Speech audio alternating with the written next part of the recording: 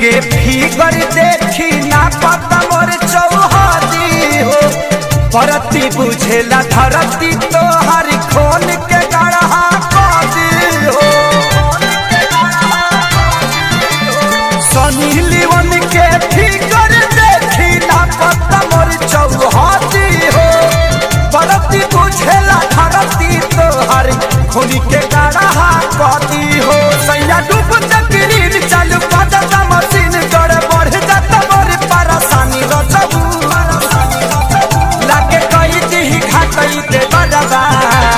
JCB से कोड़ी दी जवानी रचबू लागे कई दी घाटई दे बड़बा जेसीबी से कोड़ी दी जवानी रचबू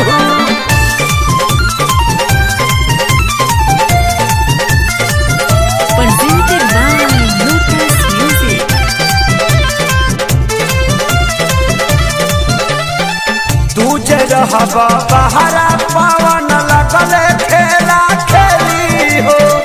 हाथी खानी सूढ़ भिड़ा के कहियो अंदर ले ली हो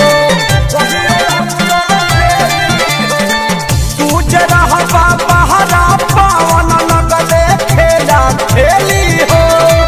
हाथी खानी सूढ़ भिड़ा के कहियो अंदर ले ली हो सुन सुन संतारी का घर घुमाई हंडिल खेसारी तोहरे खानी रचबू लागे कई दी घाटई दे बड़बा जेसीबी से कोड़ी दी जवानी रचबू लागे कई दी घाटई दे बड़बा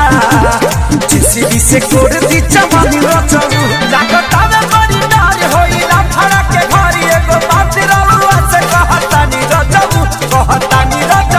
लागे कई दी घाटई दे बड़बा जेसीबी से कोड़ी दी जवानी रचबू लागे कई दी घाटई दे बड़बा